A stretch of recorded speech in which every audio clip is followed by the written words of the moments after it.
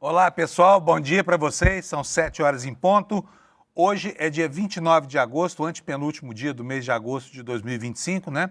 Faltam apenas 3 dias, dos quais... Eu preciso explicar essa conta aqui. Eu não conto o dia de hoje nem o dia do acontecimento, por isso faltam 3 dias para o início do julgamento de Bolsonaro e dos generais que integravam o chamado núcleo principal do esquema de golpe no Brasil, né? O reloginho continua contando. E enquanto o tempo avança, coisas vão acontecendo no país que revelam um Brasil profundamente matizado pelo crime organizado. Ontem, a Polícia Federal, o Ministério Público do Estado de São Paulo e, enfim, forças policiais bateram a porta de quem? Da Faria Lima. Não foi uma operação como a Polícia Militar de São Paulo está acostumada a fazer, daquelas que matam uma centena de pessoas, como aconteceu, por exemplo, no litoral central de São Paulo. Foi uma operação mais silenciosa, mais estrepitosa do ponto de vista da sua repercussão institucional. Mercados reagiram, investidores ficaram apavorados, a Faria Lima entrou em pânico, porque finalmente se descobriu o caminho que leva da bomba de combustíveis até os grandes fundos de investimento, por onde o capital do crime organizado passa até ser lavado, branqueado e voltar legalizado para o mercado formal. Ontem foi um dia muito importante para a economia brasileira. As implicações políticas disso começam, por exemplo, na possibilidade de agora o presidente Lula poder adotar normas para regular as tais fintechs, né? Que são empresas de meios de pagamento, mas que se confundem muitas vezes com braços de pagamento do crime organizado. Você vai saber hoje aqui na nossa edição como é que funcionava esse esquema, como é que os postos de gasolina transformavam PIX em dinheiro para o crime organizado e quem é que estava envolvido com essas operações. Gente muito grande aí, hein? Como, por exemplo, a Reag Investimentos, com braços, inclusive, pelo mundo do esporte, né? E o Banco Genial, aquele das pesquisas Genial Quest, que a gente todo mês divulga aqui no nosso Desperta, tá bom? Então é isso, gente, noticiário super quente nessa sexta-feira. Acorda a mulher ou o marido que está aí do lado para acompanhar o noticiário, porque hoje vocês vão ter muita coisa para comentar na hora que chegarem no trabalho, tá bom? Deixa eu chamar meu companheiro Alex aqui para falar logo sobre futebol. O Alex hoje vai voltar como comentarista político, viu, gente? Porque tem implicações severas. Nós não vamos falar agora, hein, Alex? A gente combinou aqui antes. Pela primeira vez na vida, a gente combinou alguma coisa aqui no Desperta, eu com o Alex, né, Alex? Vamos primeiro pro futebol, Alex. Hoje ele está até com a camisa... O que é isso aí? É a camisa do Inter? Essa aqui é da Bélgica. Ah, é da Bélgica. Isso, nossa carrasca em 2018. Assim que a gente foi eliminado para eles em 2018, eu comprei em homenagem a nossos amigos belgas. Bom dia, Panunzio, bom dia a todo mundo. Sextamos finalmente. Os que nos detonaram, Alex, é isso que eu estou entendendo? Sim, se a gente não pode, a gente se junta contra eles, Panunzio. Eu me senti assim. Isso é aplicação de Maquiavel ao mundo do futebol, viu? Se o inimigo é muito forte, junte-se a ele, né? Isso mesmo. Toca aí, Alex, vamos lá. O que mais nós temos no mundo do futebol por enquanto? Então, Panunzio, ontem foi um dia muito fraco. Quinta-feira e sexta sempre é um dia muito fraco no mundo do futebol, porém teve um jogo na Copa do Brasil, o jogo que finalizou o jogo de ida da Copa do Brasil nas quartas de finais. Ontem o Bahia ganhou de 1-0 do Fluminense, jogando em casa, gol do Luciano Juba aos 86 minutos. Lembrando que o Luciano Juba ele era um atacante no Sport e quando ele veio para o Bahia, ele se transformou no lateral esquerdo. O Rogério Ceni colocou ele como um ala esquerdo e eu acho que ele tinha que estar na convocação das eliminatórias da Copa do Mundo e infelizmente ele não está. Mas ele fez esse gol no finalzinho e deu essa vantagem que é minúscula, querendo ou não, que agora no dia 11 de setembro no Maracanã vai decidir essa vaga para as semifinais, Panunzio. Foi apenas isso. Sabe como é que é, Alex? Como é que tá o clima lá em Salvador, viu? Depois da goleada que o Vitória tomou do Flamengo, né? Sim. E agora o Vitória bate do Fluminense. Então, enfim, o pessoal do Fluminense deve estar massacrando os flamenguistas lá no Rio. Olha, o pessoal do... Desculpa aqui, vamos voltar pessoal aqui. Do Bahia. O pessoal do Bahia está massacrando o pessoal do Vitória lá em Salvador, né? Sim, lembrando, Panunzio, que assim que o Vitória foi eliminado, perdeu o jogo de goleada de 8-0, o treinador, que era o Fábio Carille, caiu, infelizmente, aí nisso O Vitória está sem técnico e os torcedores do Bahia devem estar muito felizes nessa semana pela goleada e pela vitória ontem, Panuza. Pois é, esse negócio, toda vez que o time perde, passa um vexame, paga um mico desse tamanho, cai o treinador, né? Eu fico Sim. até com pena, porque eu acho injusto, de repente, uma pessoa um dia, porque foi mal num jogo, ainda mais no esporte como o futebol, né, que é um esporte do imponderável, caiu o técnico, dessa vez eu não fiquei com peninha dele não, viu, Alex? 8 Ele a 0 mereceu, é uma né, humilhação, né, acima do tolerável, né? Sim, isso mesmo, Enfim. Panuza. Vamos nessa. Vamos nessa. Daqui a Até pouco logo. o Alex volta como comentarista político hoje, tá, gente? Político e de economia, e de polícia também, porque não falar, porque agora os assuntos estão totalmente imbricados, assim, né? Antes de falar do que você quer ouvir, vou falar sobre o seu dia hoje em relação à condição do clima, a meteorologia, né? E trago aqui para você já o mapa, aquele mapa que eu acho lindo do INMET, né? Mostrando aqui a previsão numérica para o dia de hoje. Olha, nós temos aqui uma mancha no Triângulo Mineiro. Será que vai chover no Triângulo Mineiro? Essa época do ano não chove de jeito nenhum por lá, hein? Mas no sul de Minas Gerais, na divisa com São Paulo e Rio de Janeiro, a previsão diz que vai chover sim, né? Tem esse núcleo aqui, olha, indo do amarelo ao vermelho, que são cores que marcam aqui a possibilidade de chuva, né? E aqui embaixo, no sulzinho do continente, nós temos já uma outra frente fria aí se preparando para atacar o nosso continente por aqui. Vamos ver como é que estão os avisos meteorológicos para o dia de hoje? Olha só. Isso aqui é o samba de uma nota só da meteorologia, né? Lá no norte do país, na calha norte do Amazonas, chuvarada. O pessoal está acostumado lá, não tem problema.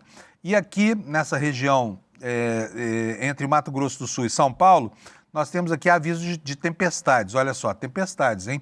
Não é aquela tempestade assim, mas vai ter raio, trovão, essa coisa toda. Olha, chuva entre 20 e 30 milímetros, até 50 milímetros por dia, portanto nada que assuste muito, tá bom? Ventos intensos de até 60 km por hora e pode chover granizo, hein? Primeira chuva de granizo aí desse finzinho de inverno. Baixo risco de corte de energia, estragos em plantações, queda de galho de árvore e alagamentos. É a previsão do INMET para toda essa área aqui, olha, que vai do norte e nordeste do estado do Mato Grosso do Sul até o noroeste do estado de São Paulo. Agora eu vou voltar aqui para a minha página anterior. De resto, nenhuma outra anomalia climática no Brasil hoje, nenhum fenômeno digno de nota, né? Então vamos ver como é que ficam aqui as temperaturas. Vou abrir a página das temperaturas aqui. Tudo normalzinho. Hoje foi um dia que começou com temperaturas bastante amenas aqui em São Paulo. E agora o mapa do INMET não forma aqui na minha página. Olha, só porque eu prometo, ele fica preguiçoso. Vamos lá, vamos ver de novo se formou aqui o mapa da temperatura. Está aqui para vocês, olha, esse mapa mais colorido, mais bonito de ver. Nas partes verdes aqui é onde chove, no verde escuro chove com mais intensidade. Para Porto Alegre hoje é mínima de 15, máxima de 21. Para Florianópolis, temperatura variará de 16 na madrugada para 19 nas horas mais quentes. Curitiba entre 13 e 17, friozinho. São Paulo entre 16 e 23. Como eu disse, o dia levantou com temperaturas bem agradáveis. E no Rio de Janeiro, Cariocada vai continuar passando frio por lá, porque 21 graus de mínima para eles é quase como fazer picolé de Carioca, né, e de Fluminense. Belo Horizonte, tempo com muitas nuvens, 26 graus a máxima, 15 de madrugada a mínima. E em Campo Grande, a variação de 18 a 33 graus, tá bom? Vou falar aqui também sobre Goiânia e Brasília. Goiânia, caldeirão do centro-oeste brasileiro também, junto com Cuiabá e Palma. Aliás, centro-oeste, pelo amor de Deus, hein? O pessoal lá passa mal com calor, né? Olha, 35 graus de máxima em Goiânia, com 19 de mínima. E em Brasília a mesma coisa. Não, peraí, não tá não. Brasília 16, como São Paulo, e 29 graus de máxima. Eu estive lá em Brasília nessa semana, tempo lindo, lua nova, né? E um pôr da lua e um pôr do sol maravilhosos lá. Saudade de Brasília, dos meus 20 e tantos anos de Brasília. Bom, isso posto, gente, vamos continuar aqui o nosso. Só quero dar mais uma passadinha pela meteorologia. A matéria aqui no G1 dizendo que os temporais avançam pelo sudeste, vai ter vento forte no sul, calor chegando a 40 graus no centro-oeste brasileiro. Nada que eu não tenha dito, então vou passar reto por aqui, porque eu estou aflito para mostrar para você as manchetes no site do ICL Notícias, iclnoticias.com.br. Então aqui, olha, abre o noticiário, o nosso grande Chico, com esta manchete, poucas palavras e muito significado, na mesma moeda. Manchete para explicar que o Lula autorizou o início dos estudos para retaliar as tarifas do Trump lá nos Estados Unidos, né? Por isso, na mesma moeda. Lula autoriza resposta ao tarifaço de Trump. Logo abaixo nós temos aqui, eu vou começar aqui por essa terceira manchete, porque ela fala sobre a operação de ontem, na verdade 3 operações, mirando o esquema financeiro do PCC, o braço financeiro do PCC, uma organização que está se mostrando parruda, forte, né?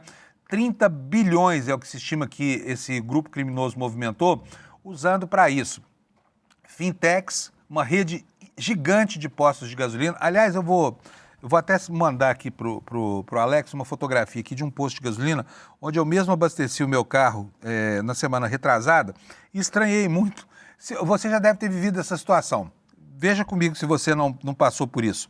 Cheguei a um posto para abastecer o meu carro, pedi para completar o tanque com álcool, que é o combustível que eu gosto de usar, e aí veio a conta, R$280.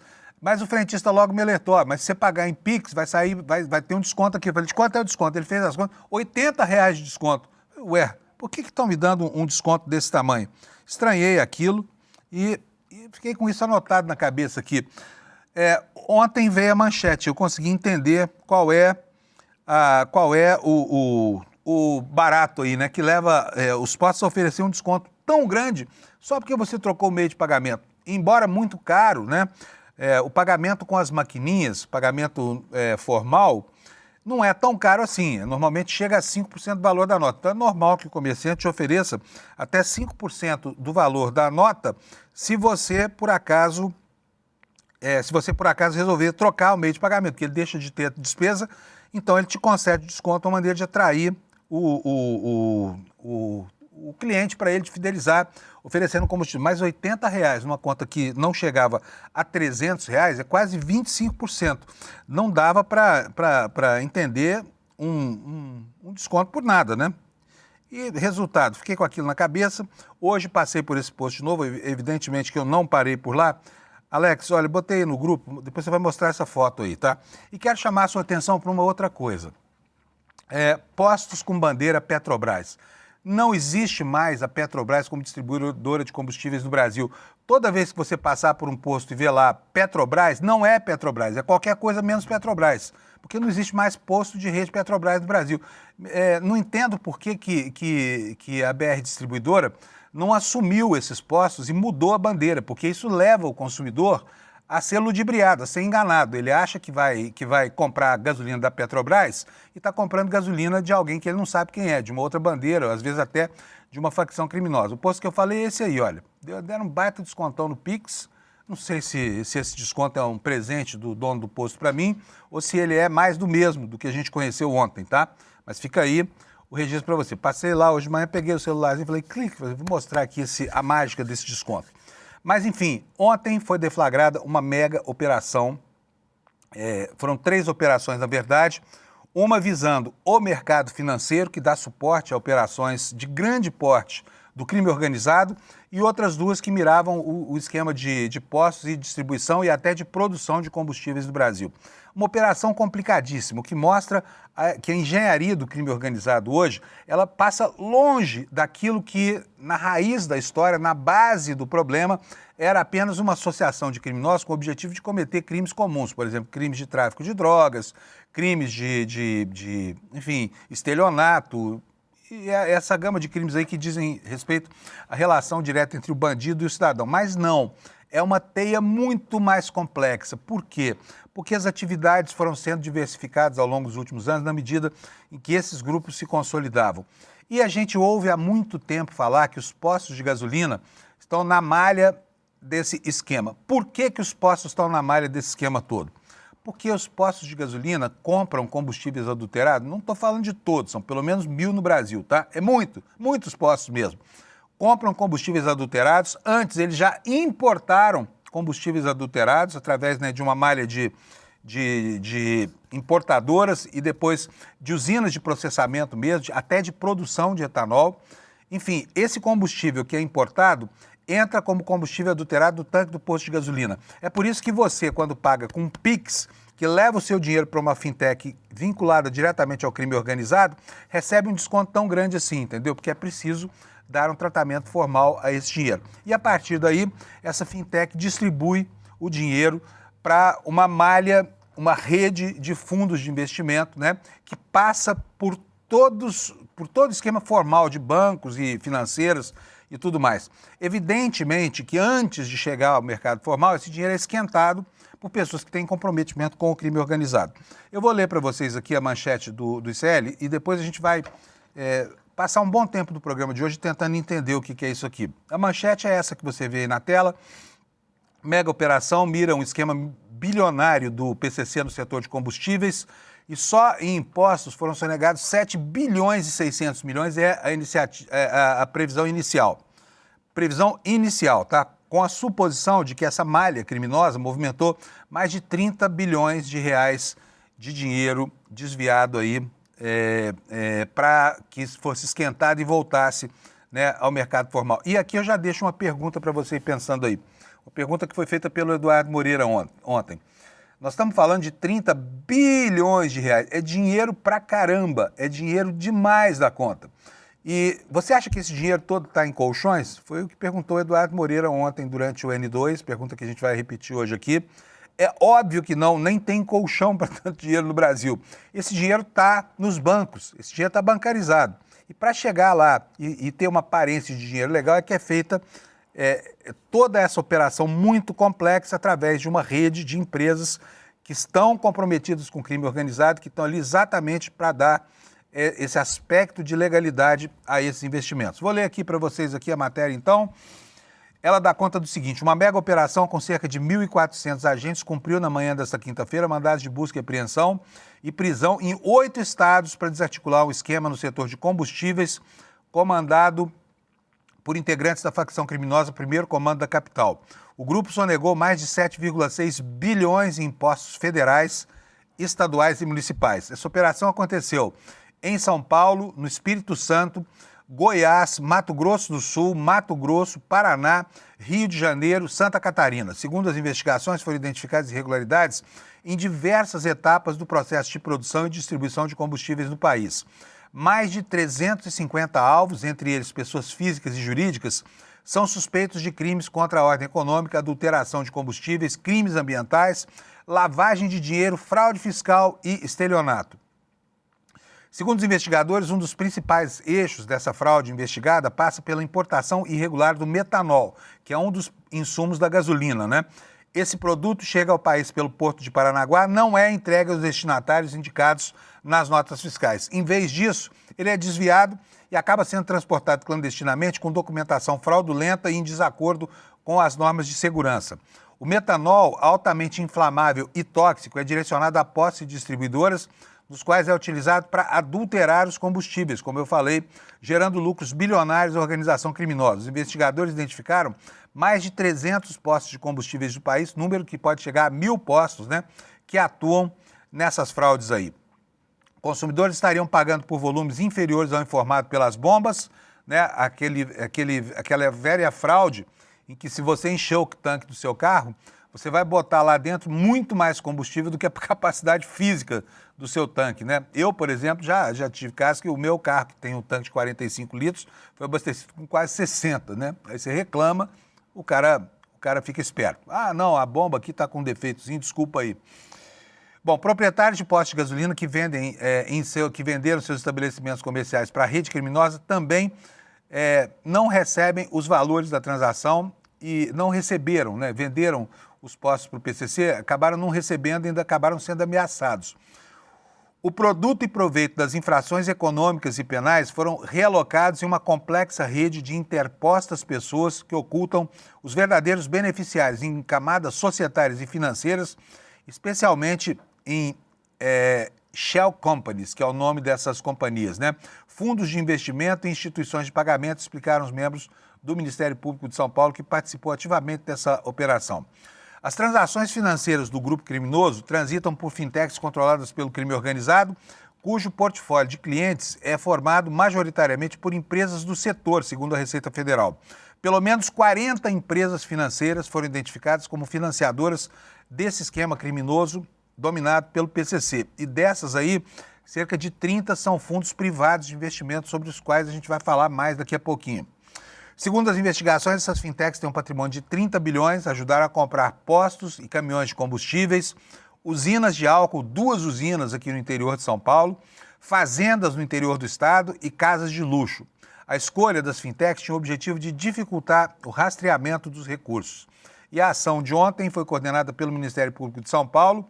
Quem operou pelo Ministério Público foi o GAECO, né, o Grupo de Combate ao Crime Organizado.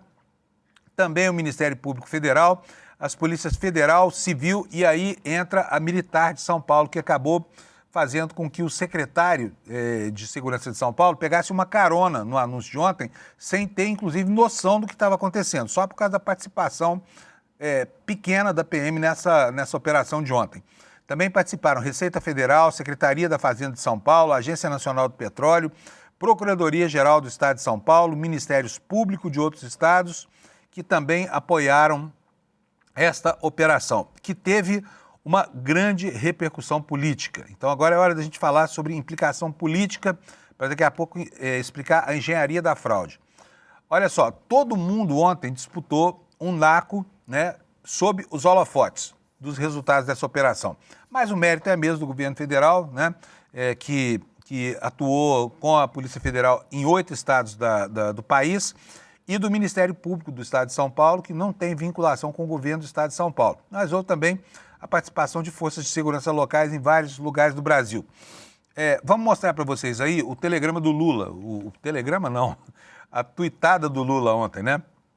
O Lula faturou com o anúncio da operação de ontem, que, aliás, deveria ter sido deflagrada muito tempo atrás. Só não foi por causa do palpite azedo de um pequeno deputado, um moleque parlamentar, que estragou o que vinha sendo apurado secretamente, né, com uma bisbilhotice transformada em fake news, que daqui a pouquinho a gente vai ver. Mas está aí a manifestação do Lula. A população em todo o país assistiu hoje a maior resposta do Estado brasileiro ao crime organizado de toda a nossa história até aqui. Em atuações coordenadas que envolveram Polícia Federal, Receita Federal e Ministérios Públicos Estaduais, foram deflagradas 3 operações simultâneas nos setores financeiro e de combustíveis, envolvendo 10 estados. O trabalho integrado, iniciado com a criação no Ministério da Justiça do Núcleo de Combate ao Crime Organizado, permitiu acompanhar toda a cadeia e atingir o núcleo financeiro que sustenta essas práticas. O nosso compromisso é proteger cidadãos e consumidores, cortar o fluxo do dinheiro ilícito, recuperar recursos para os cofres públicos e garantir um mercado de combustíveis justo e transparente, com qualidade e concorrência leal. Seguiremos atuando com coordenação e seriedade para dar segurança às pessoas e estabilidade à economia. Existe aqui, você pode perceber, um esforço do presidente Lula, um esforço muito justificável, né? Para evitar que o mérito por essa operação seja apropriado indevidamente por quem dela não participou, né? Caso do Derrite ontem na entrevista coletiva. Não tinha nada que está fazendo lá, mas estava lá o secretário de Segurança de São Paulo. E aqui vocês podem ver, bota aqui na tela, em tela grande, o Alex, olha, tá aqui, olha, quem participou segundo a nota, aqui, olha, Polícia Federal, Receita Federal, Ministério Público, Ministérios Públicos Estaduais. Não fala nada de Secretaria de Segurança Pública de lugar nenhum do Brasil, tá? Então é isso. Nós tivemos também 2 manifestações importantes ontem. Uma, primeiro, do presidente Lula, aliás, do ministro Lewandowski, que a gente vai ver agora, e do Haddad, que a gente vai ver em seguida. Então vou pedir para o Alex rodar para a gente o vídeo do Lewandowski, por favor. Hoje nós deflagramos uma das maiores operações da história contra o crime organizado, sobretudo em sua atuação no mercado legal. E eu ousaria dizer também que é uma das maiores operações em termos mundiais, graças ao entrosamento da Polícia Federal, dos órgãos fazendários, da Receita Federal, com a colaboração também de outros órgãos, como o Ministério Público de vários estados, aos quais agradecemos. Esta operação Carbono Oculto, voltada a desmantelar fraudes e sonegação fiscal no setor de combustíveis, que estão sendo articulados pelo pelo crime organizado. A outra operação foi a Operação Quasar, que tem como objetivo desarticular uma organização criminosa especializada em lavagem de dinheiro e gestão fraudulenta de instituições financeiras. A investigação identificou um esquema sofisticado que utilizava fundos de investimento para ocultar o patrimônio de origem ilícita. Neste momento estão sendo cumpridos 12 mandados de busca e apreensão nas cidades de São Paulo, Campinas e Ribeirão Preto, e a Justiça Federal autorizou o sequestro integral dos fundos de investimento utilizados para estas movimentações ilícitas e autorizou também o bloqueio de até 1,2 bilhão, que é o valor correspondente às autuações fiscais já realizadas, como também foi determinado o afastamento do sigilo bancário e fiscal de pessoas físicas e jurídicas. As investigações continuam, vão em frente, vão se aprofundar e certamente em breve teremos outros resultados. Pois é, né? Pois é. E com esse aprofundamento, essa palha de empresas, aí, principalmente do setor financeiro, tende a se ampliar, né? Você vai se lembrar que em dezembro do ano passado, o Ministério da Fazenda vinha preparando uma série de medidas para tentar enquadrar as fintechs no mesmo regime dos grandes bancos, no mesmo regime legal dos grandes bancos, né? E não conseguiu, houve um estardalhaço, o país reagiu mal, a direita, a extrema-direita, correu para as redes sociais para fazer uma campanha mentirosa dizendo que o governo ia taxar o Pix, né? O artífice dessa história toda, que é o ministro Fernando Haddad, ontem lembrou desse caso, né? E hoje, graças a isso, agora, nesses tempos atuais, o governo terá certamente a condição de fazer exatamente aquilo que poderia ter sido feito lá atrás e só não pôde fazer, principalmente em decorrência da atuação de um deputado moleque chamado Nicolas Ferreira. É o jeito como eu me refiro a ele aqui, porque é um irresponsável completo. Mas o Haddad, antes da gente falar do Nicolas, lembrou disso ontem, não se esqueceu dessa história. E foi para as redes sociais lembrar que o governo agora vai tentar, sim, enquadrar as fintechs num regime que proteja o país da atuação de bandidos travestidos de rentistas e operadores do mercado financeiro. Bota o Haddad para a gente, por favor, Alex. A sofisticação do crime organizado hoje, ela exige da parte da Receita que nós consigamos decifrar o caminho do dinheiro, que é muito sofisticado. São muitas camadas, por exemplo, envolvendo fundos fechados, em camadas em que para você chegar no patrimônio do criminoso, você precisa da inteligência dos auditores fiscais que vão lá abrir as contas desses fundos e entender para onde o dinheiro está chegando, Se não fosse por isso, nós não teríamos conseguido chegar a mais de 1.000 postos de gasolina, 4 refinarias, mais de 1.000 caminhões que estavam à disposição do crime organizado para transportar o combustível, geralmente adulterado. Às vezes a adulteração começa na importação, fraudada muitas vezes. Olha, tudo isso que nós estamos conhecendo agora já era sabido há 8 meses e 10 dias, tá? Quando essa operação deveria ter sido deflagrada, lá em janeiro, dia 15 de janeiro do ano passado. E tudo teve que ser embargado até que a condição do processo investigatório fosse restaurada e o Brasil pudesse se livrar da peste de que estava atuando contra o mercado financeiro numa operação aí de cunho ideológico, né? A ideia de que o governo pretendia taxar o Pix e investigar as fintechs contra o interesse do cidadão foi disseminada principalmente pelo deputado Nicolas Ferreira, né? O deputado Nicolas Ferreira, que fez um vídeo, você há de se lembrar, que teve milhões e milhões de visualizações, foi impulsionado, ele emulsificou a reação da extrema-direita no parlamento e acabou estigmatizando aquela proposta que o ministro Fernando Haddad fez acompanhar da apresentação do projeto que visava dar isenção do imposto de renda para quem ganha até 5 mil reais por mês. Isso foi lá em dezembro, aquela confusão toda do Pix, né? Só para você ter uma ideia, nós vamos mostrar de novo o vídeo do Nicolas agora, mas eu queria que você prestasse atenção na quantidade de mentiras e imprecisões que esse moleque parlamentar falou durante aquelas assacações, que acabaram, né, fazendo com que tudo isso que a gente viu no dia de ontem fosse atrasado em mais de meio ano. Vou refrescar a sua memória, vou botar aqui aquele vídeo que tornou mais famoso do que já é, o moleque Nicolas Ferreira. Roda para nós, Alex, por favor.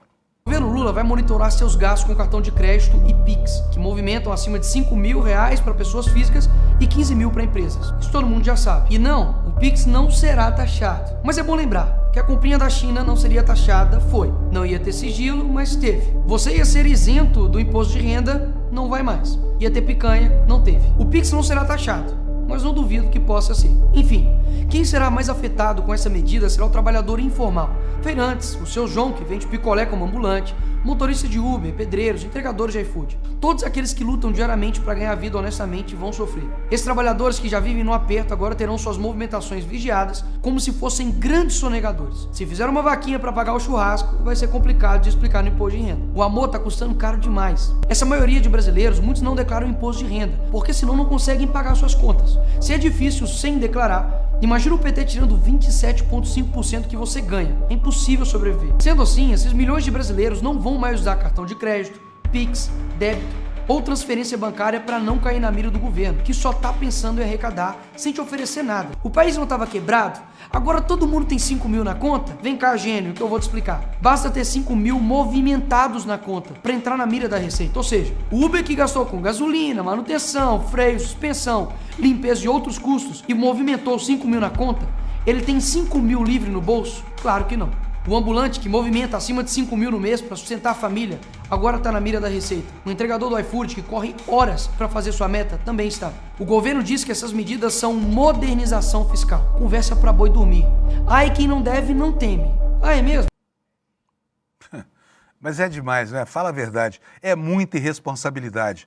Não se pode nem atribuir isso à pouca idade desse irresponsável, mas o fato é o seguinte, ele enumerou tantas razões falsas e tanta coisa que efetivamente nem estava em estudo, que não aconteceu e não aconteceria de qualquer forma, e acabou com a sua ânsia, né, de prestar serviço, sabe-se lá a quem, criando um ambiente muito ruim para as investigações que vinham acontecendo.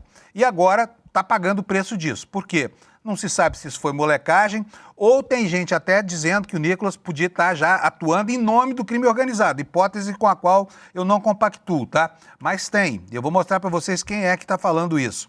Ontem, por exemplo, houve uma ação, aliás, houve 2 ações concretas contra ele. Uma dessas está aí, é do deputado Raimundo, do PT, dizendo que acabou de enviar à Procuradoria-Geral da República um pedido de investigação contra o Nicolas Ferreira. O vídeo sobre o Pix beneficiou organizações criminosas? Pergunta aqui o deputado Raimundo.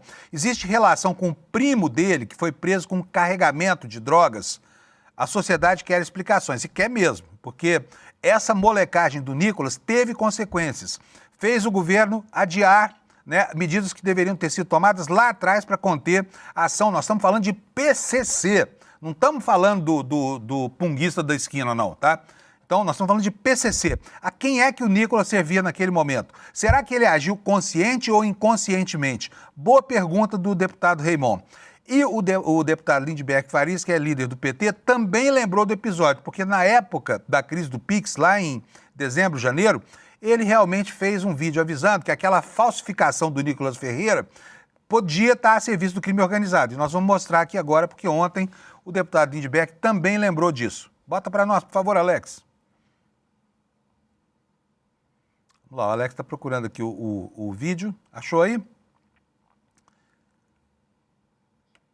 Tá, beleza, maravilha. Nós vamos baixar já o vídeo aqui do Lindbergh. Eu mandei para você aí, Alex. Mandei para você, tá na nossa... Vai entrar agora, então vamos lá. Bota aí o vídeo do Lindbergh mostrando como é que foi o posicionamento dele ao tempo da crise do Pix, lá 6, 7 meses atrás. Roda aí, Alex. Eu já havia alertado em fevereiro que aquele vídeo do Nicolas, aquela campanha de fake news, era uma campanha para desgastar o governo do presidente Lula, mas a gente conhece esses bolsonaristas. Era um movimento também que podia ser para proteger organizações criminosas. Veja o vídeo. Nicolas e os bolsonaristas usaram a fake news do Pix não só para tentar desgastar o Lula, mas também para proteger organizações criminosas.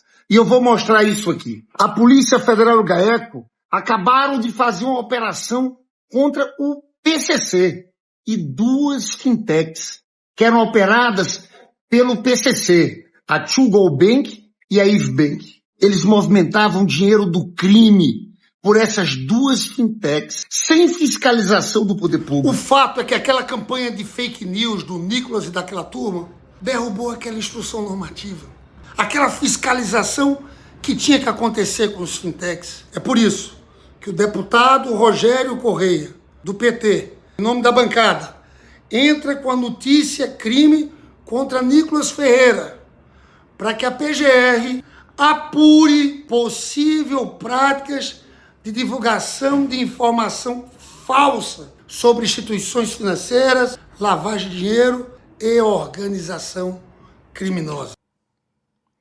Várias iniciativas parlamentares visando apurar, né, o que havia por trás dessa manifestação do moleque parlamentar Nicolas Ferreira, um irresponsável que, não sei se sabendo ou não, acabou trabalhando a favor dos interesses do crime organizado. Eu não estou afirmando que ele estava prestando serviço, muito menos que isso acontecia de maneira sabida, que era de maneira dolosa. Não, mas que serviu, como é óbvio por tudo que se viu, né? E ontem isso, como eu disse, gerou algumas iniciativas aí. O deputado Raymond, como você viu, pediu para investigar, e tem aqui também na capa do ICL uma outra informação, né? A Duda Salabert solicitou apuração sobre se existe algum elo entre as fake news do deputado Nicolas Ferreira, né, naquela história de taxação do PIX, que é uma mentira clássica, né, e os interesses do PCC. O que nos diz aqui a matéria? A deputada federal Duda Salabert protocolou nessa quinta um ofício na Procuradoria-Geral da República pedindo abertura de investigação sobre a possível relação entre a revogação de uma instrução normativa da Receita Federal e os esquemas de lavagem de dinheiro do PCC revelados pela Operação Carbono Oculto. No documento, a parlamentar afirma que a revogação da norma ocorreu após a onda de desinformação que ficou conhecida como a fake news do PIX taxado. Fake news do PIX taxado, né? Que foi impulsionada por um vídeo do deputado Nicolas Ferreira, do PL de Minas Gerais. Essa medida derrubada obrigava as fintechs e bancos a enviarem os dados agregados de transações financeiras ao sistema e-financeira, ampliando a capacidade de fiscalização da Receita Federal. Houve aquela gritaria, né? E isso acabou não acontecendo.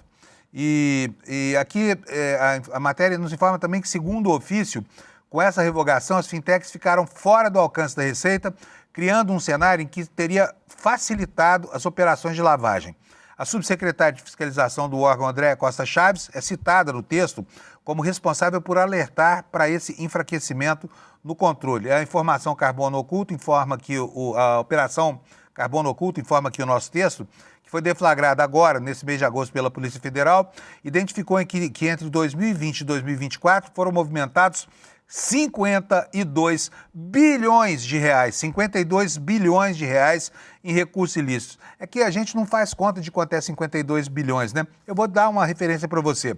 É a soma quase toda daquilo que os parlamentares usam como emendas parlamentares, tá?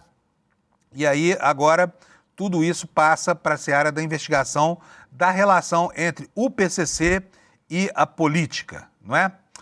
Bom, o Eduardo Moreira ontem teve uma participação muito feliz no N2, tá? Não estou falando isso porque ele é meu chefe, não, porque aqui não se alisa ninguém, nem o próprio chefe. Mas ontem ele conseguiu tornar tangível, tornar entendível, né? Como é que funcionava esse mecanismo. O Eduardo, que é um homem que teve uma grande experiência no mercado financeiro e que entende dos mecanismos que podem levar a lavagem de dinheiro. Portanto, ele falou para a gente, explicou para a gente aqui, e é o que nós vamos mostrar agora, nessa primeira manifestação dele aqui, quando ele assegura que esse dinheiro, fazendo uma pergunta básica, tá? Como tudo deve ser, uma pergunta básica. Você acha que esse dinheiro, 30 bilhões, está em colchões? Você acha que cabe 30 bilhões de reais em colchões? Óbvio que não. Bota o Eduardo Moreira para a gente tentar entender o mecanismo dessa fraude. Por favor, Alex. Se esse é um negócio que negocia dezenas e dezenas de bilhões, quiçá centenas de bilhões por ano, esse dinheiro está em colchão? Vocês acham que esse dinheiro está em colchão? É óbvio que esse dinheiro não está em colchão. Esse dinheiro está em banco. Esse dinheiro está em banco. Esse dinheiro ou está em bancos lá fora, porque é isso que eles fazem, ou está em bancos aqui dentro. E mesmo a estrutura que eles estão falando hoje, aqui dentro, é a que tem lá fora. Você bota um monte de camadas. Então você faz uma empresa que é dono de uma empresa, que é dono de uma empresa, de uma empresa, de uma empresa, de uma empresa, de uma empresa. Uma delas você põe até lá fora. Você nunca consegue chegar no dono final. Só que aí o que eles fazem hoje? Então eu falei, o dinheiro é obtido através de uma atividade criminosa, esse dinheiro, ele passa por essa lavanderia para poder gerar, e tem um custo passar pela lavanderia, porque aí você paga como se fosse um imposto sobre o negócio, mas aí também entram todas as artimanhas fiscais, crédito tributário, subsídio, que vários setores têm, eles entram nesses setores, mas aí você entra com o dinheiro de uma maneira legal, que não é legal, é pretensiosamente legal, e aí esse dinheiro é aplicado através de ele vai para uma fintech, e essa fintech aplica esse dinheiro ou num banco, numa estrutura dessa que tem várias camadas, ou, que é o que mais acontece hoje, compra uma criptomoeda, e aí quando comprou a criptomoeda, sumiu. Pois é. E tem gente que acha que criptomoeda deve correr livre por aí sem nenhum tipo de regulação, né? No acesso entre o comprador dessas moedas e, enfim, os órgãos de regulação. E, bom, o Eduardo, além de falar sobre isso, ele mostrou para nós quais são os segmentos que são mais vulneráveis a esse tipo de achaque, né? E entre eles, obviamente, está esse dos postos de gasolina, porque não resta dúvida mais, a partir da operação de ontem, mais de 1.000 postos, milhares de caminhões, empresas de processamento de combustíveis, também estacionamentos, né, que pegam dinheiro em caixa dos seus consumidores de serviços. E o Eduardo foi além, disse que é preciso também investigar as igrejas, embora não haja ainda nenhum tipo de vínculo entre essas denúncias e as igrejas. Mas é bom ficar atento, eu vou mostrar para vocês por quê, segundo a fundamentação do Eduardo Moreira. Roda para a gente, por favor, Alex.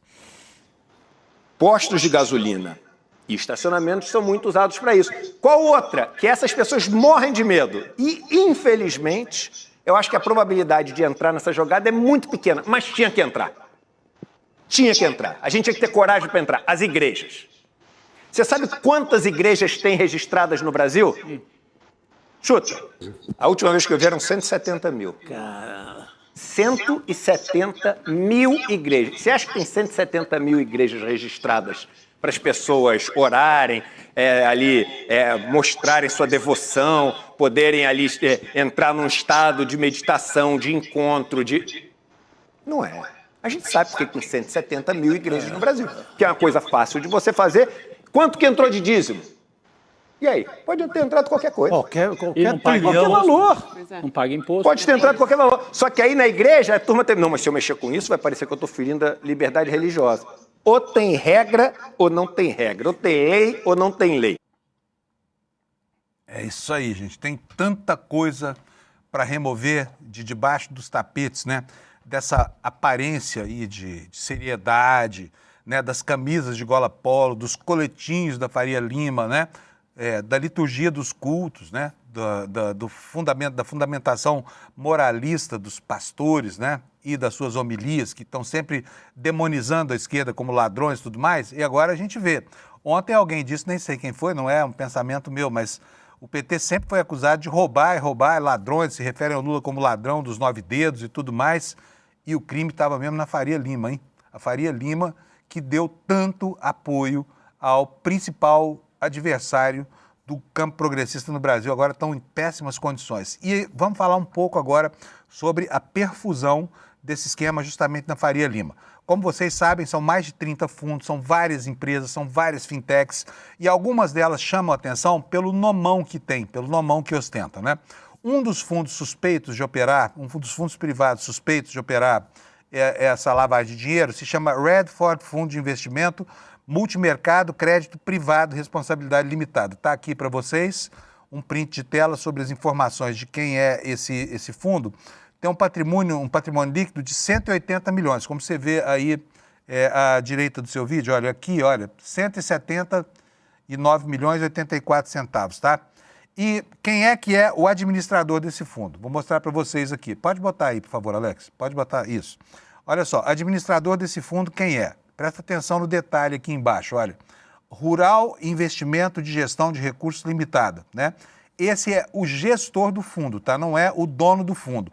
O dono do fundo é outra pessoa, é um único investidor, como a gente ficou sabendo depois, tá? Esse fundo pertence a essa empresa aí que se chama REAG. REAG, que é uma empresa famosa inclusive no mundo dos esportes. O Alex já vai explicar para você por quê. Que ontem correu e se apressou quando a Polícia Federal bateu na porta e divulgou aqui um fato relevante para os seus acionistas, porque é uma empresa que está cotada na B3, tá? REAG Investimentos, famosa, muito cotada aí. Os caras são convidados para todos os converscotes da Faria Lima. Então essa empresa publicou um fato relevante, disse a REAG Investimentos e a Cibrasf, Companhia Brasileira de Serviços Financeiros, né? Em conjunto com a REAG Investimentos, em cumprimento ao disposto no artigo tal, informam aos seus acionistas e ao mercado em geral que na data de hoje estão sendo cumpridos mandados de busca e apreensão em suas respectivas sedes do âmbito da Operação Carbono Oculto. Trata-se de procedimento investigativo em curso. As companhias esclarecem que estão colaborando integralmente com as autoridades competentes, fornecendo as informações e os documentos solicitados e permanecerão à disposição para quaisquer esclarecimentos adicionais que fizerem necessários. As companhias manterão seus acionistas e o mercado informados sobre o desenvolvimento de assuntos objeto desse fato relevante. E aí vem a data. Aí aparece o controlador dessas empresas, chama Mansur. Eu vou chamar o Alex aqui porque é ele quem vai nos explicar quem é o tal do Mansur. Explica para nós o que é esse cara, quem é esse sujeito e qual é a interface entre ele e o Palmeiras, o seu time de futebol, Alex. Sim, lembrando essa operação Carbono Oculto, Panunzio, é o João Carlos Mansur. Ele está envolvido nesse caso porque ele é um dos fundadores da REAG Investimentos. Lembrando que o Mansur tem uma presença marcante no futebol, porque ele fez parte de toda a negociação para o acordo final entre Itabira Torre e Palmeiras para a construção do Allianz Parque, além dele fazer parte do Conselho Deliberativo e o Conselho de Fiscalização, o COF do Palmeiras. Além disso, Panus, ele tem uma participação também com a presidente Leila Pereira, que está envolvida naquele caso de escândalo do INSS. Ele é um aliado próximo dela e eles têm reuniões constantes e tudo isso no futebol. Além disso, Panus, do Palmeiras, ele também fez parte da negociação para a compra da SAF do Juventus da Moca, lembrando que faz parte em 500 milhões de reais. E também, Panuso, outra informação que eu apurei agora, ele também faz parte da REAG, administra o Fundo Arena, que aí controla o capital de contabilidade da Neoquímica Arena do Corinthians. Além disso, Panuso, ele também fazia a gestão do Grêmio, porém o Grêmio foi comprado pelo empresário, uma parte, e nisso saiu a administração do clube gremista. Então, ele teria parte também no Palmeiras, Corinthians, Juventus da Moca e também no Sul, atuando pelo Grêmio também nessas negociações, Panunzio. Muito bom, Alex. Eu gostei muito de você como comentarista de economia e vamos abrir um espaço para você aqui com isso também, tá bom? Muito obrigado, Panunzio. Vamos nessa. Obrigado, Alex. Um abração para você. Então, vocês estão vendo que não é só o Palmeiras, né? É um monte de gente aí, clubes do sul do país, essa coisa toda. E nós também não estamos afirmando que esse Mansur é culpado ou inocente. O fato é que o nome da empresa dele está até as tampas envolvido com essa operação. A REAG aparece aqui, olha, isso aqui que eu estou mostrando para vocês, bota aí, por favor, Alex, são telas retiradas do próprio site da REAG, que eu consultei ontem à noite para saber quem é essa empresa, né? E essa empresa se gaba de ser, olha aí, você está vendo aí, ó, do canto direito, embaixo dessa estrelinha aí, a primeira entre as gestoras de fundos e administradoras independentes, quer dizer, fundos privados, tá? De um investidor só, ou de uma empresa só, tá? E eles anunciam, você está vendo aqui, tem uma bola grande, né, com o logotipo da empresa, embaixo à esquerda, que tem um patrimônio líquido de 267 bilhões, né? E do outro lado ele fala que tem patrimônio líquido de 295 bilhões de reais que eles administram. É dinheiro pra caramba. A REAG é uma empresa enorme, imensa. Outro nome que apareceu ontem foi qual? Do Banco Genial. A gente fala sempre aqui desse Genial, porque a Genial Investimentos, que pertence à mesma holding, ela faz aquela pesquisa, né, que é uma pesquisa importante com a agência Quest, que a gente fala aqui sempre. Olha, deixa eu correr aqui para o Genial, porque essa figura que você viu aí, eu vou falar sobre ela já já. A Genial Investimentos correu ontem para fazer um comunicado à imprensa. Pelo amor de Deus, a gente tinha aqui realmente um fundo que a gente não quer mais esse fundo aqui, paramos com esse fundo. A nota diz o seguinte, olha, o Banco Genial, instituição financeira com sede no Rio de Janeiro, inscrita sob CNPJ tal, foi surpreendido ao ver seu nome mencionado em uma série de notícias relacionadas à Operação Carbono Oculto, deflagrada na data de hoje. A instituição esclarece que tomou conhecimento do assunto unicamente... Estou olhando aqui o relógio para saber se eu não estou avançando no horário aqui do N1. Mas vamos lá. Não recebeu qualquer notificação oficial sobre a existência de procedimentos investigativos que a envolvam, seja direto ou indiretamente, pelo que se pôde apurar por meio de notas. Cuida-se de denúncias relacionadas ao Redford Fundo de Investimento Financeiro Multimercado Crédito Privado. Eu falei errado, não é a REAG que administra. Quem administra é a Genial. Então está feita aqui a correção, tá? Esse fundo, que foi originalmente estruturado por outros prestadores de serviços essenciais, foi transferido ao Banco Genial em agosto de 2024, há exatamente um ano. Na ocasião, a instituição promoveu as devidas diligências abrangendo o investidor exclusivo, que você vai conhecer daqui a pouco, e os ativos que integravam a carteira. Desde então, o fundo opera nos termos do seu regulamento. Diante da menção do fundo em mídias de conotação negativa e até que os fatos sejam esclarecidos, o Banco Genial tomou a decisão de renunciar, nesta data, à prestação de todos os serviços a esse fundo. O Banco Genial sempre conduziu suas atividades com base nos mais elevados padrões de governança corporativa, ética e compliance regulatório, em estrita observância à legislação e regulamentação aplicáveis. Repudiamos veementemente qualquer tipo de ilação acerca de qualquer envolvimento da instituição com os fatos veiculados pela imprensa. Reiteramos que estamos inteiramente à disposição das autoridades para prestar todos os esclarecimentos que fizerem necessários e assino aqui Banco Genial. Gente, isso aqui é uma notícia bombástica. O banco admite que cuidava desse fundo. Diz aqui que fez todo o trabalho de compliance quando passou a administrar os recursos desse fundo. Só que não percebeu, né, apesar de ter dito que fez essa investigação, quem era a pessoa para a qual eles estavam trabalhando. O cara chega com um caminhão de dinheiro lá e fala assim: alô, pessoal, tem aqui, olha, 1 bilhão para vocês, sei lá quanto, 2 bilhões para administrar, quero compor um fundo privado que é só meu, tá? E aí, fica lá com dinheiro 1 ano, rodando no banco, né? E ninguém percebe nada até que a Polícia Federal bata na porta. Veja só quem é o dono desse fundo, tá? É esse sujeito aí, chama Mohamed Hussein Morad. Você provavelmente nunca ouviu falar dele, mas ele de vez em quando aparece na mídia, posando de grande empresário. Você está vendo aí, olha, nesse recorte que eu fiz, do perfil dele no LinkedIn, né? Ele se apresenta como CEO da G8 Log, uma empresa de logística especializada no transporte de cargas especiais. E tem a cara de pau esse sujeito de colocar lá na foto dele no LinkedIn essa frase que vocês estão vendo aí, como se fosse assim, poderia estar no epitáfio dele, né?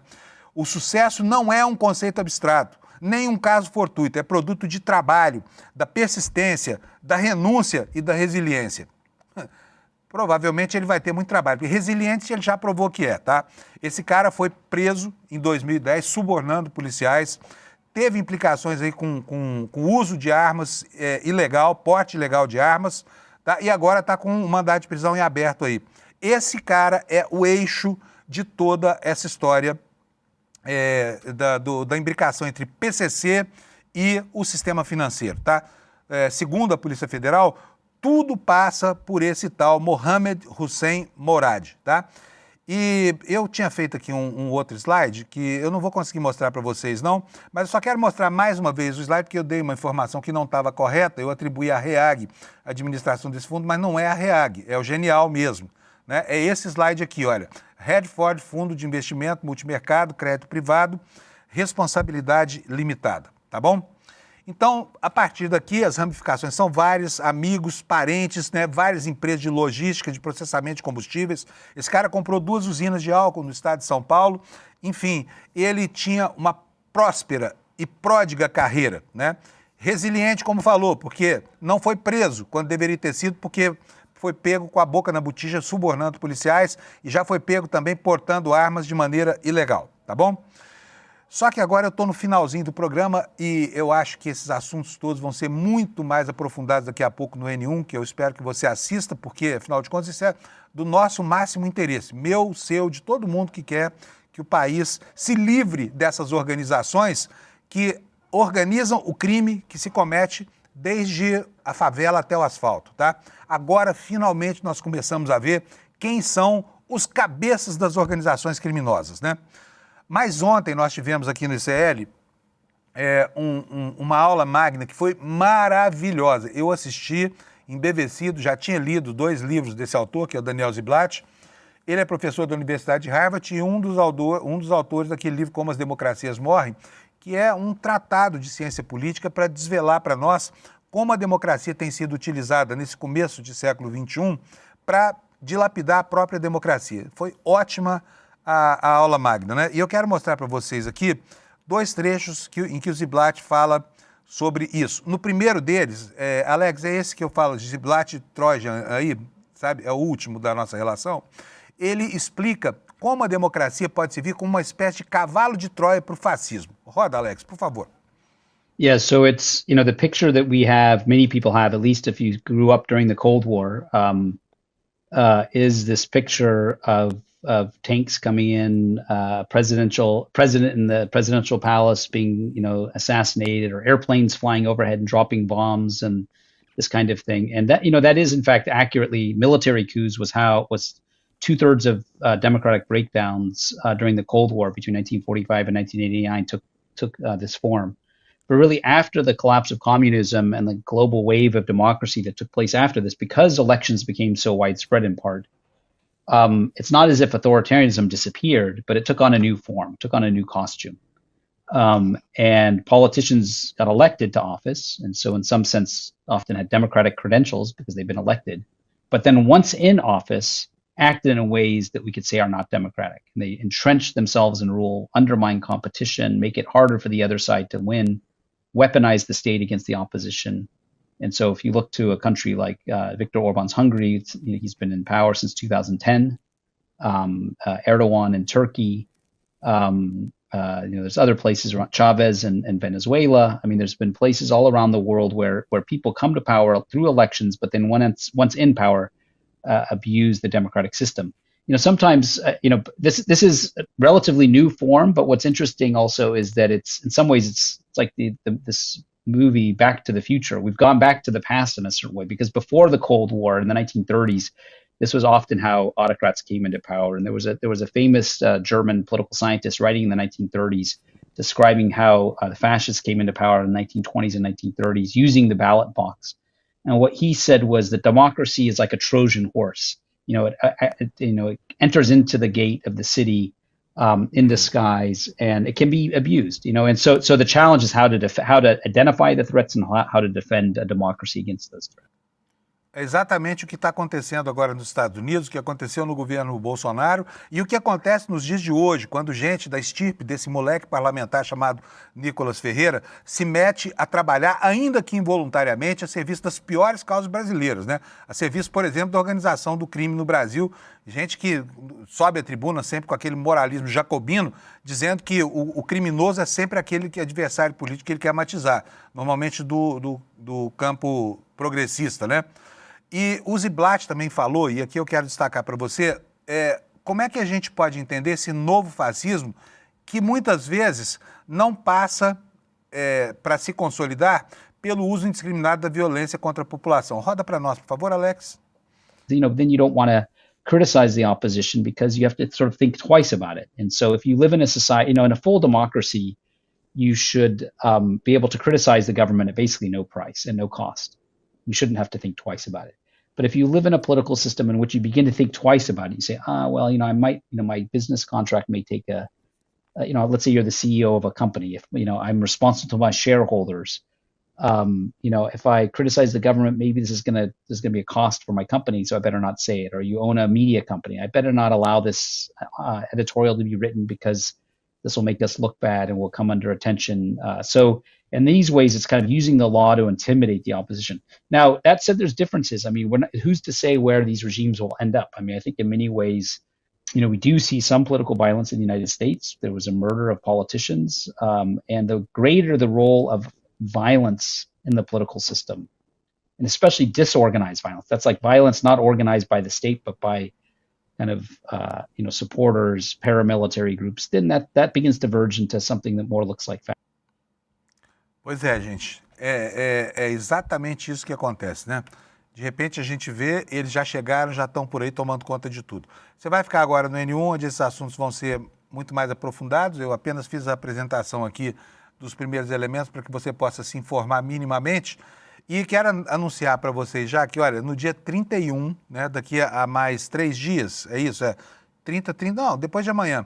Depois de amanhã nós teremos aí a apresentação desse novo documentário do ICL, Deportados, Ódio e Racismo de Trump contra Imigrantes, né? Com a participação do William De Luca, do Jamil Chad e da nossa querida Heloísa, né? Heloísa Vilela. Eles fizeram esse documentário para mostrar para vocês como é que o fascismo faz imprimir as suas marcas na vida daquela que foi cotada um dia, né, por um erro de avaliação, como a maior democracia do Ocidente, que é a democracia americana. Então não perca, vai ser dia 31 de agosto, depois de amanhã, às 8 horas da noite, e o link está aqui para você participar, olha, icl.com.br/estreia, tá? Olha, boa sexta-feira, bom fim de semana, acompanhe o noticiário, não se desligue não, porque muita coisa pode acontecer nas próximas horas e você precisa estar sempre bem informado sobre isso e use para isso os canais do ICL, tá bom? Tchau para vocês, até segunda às 7 da manhã, quando nós estaremos de volta aqui para repassar o que sobrou do Brasil depois do fim de semana. Tchau. We're going to stop the invasion of our borders. We're going to reclaim our wealth. O Trump coloca o migrante como se fosse o causador das grandes mazelas dos problemas americanos. Era um sonho que virou um pesadelo.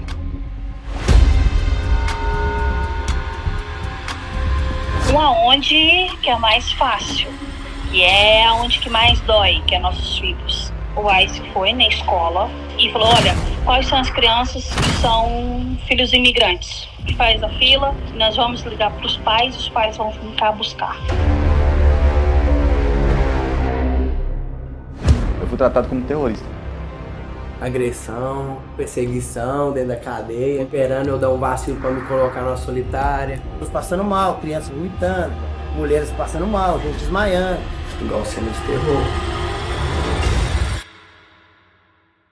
Mas ser tratado com humanidade é uma obrigação de qualquer governo. Pretendo ir embora. Inclusive, estou mandando a minha filha embora, porque é muito arriscado ficar aqui. America is back.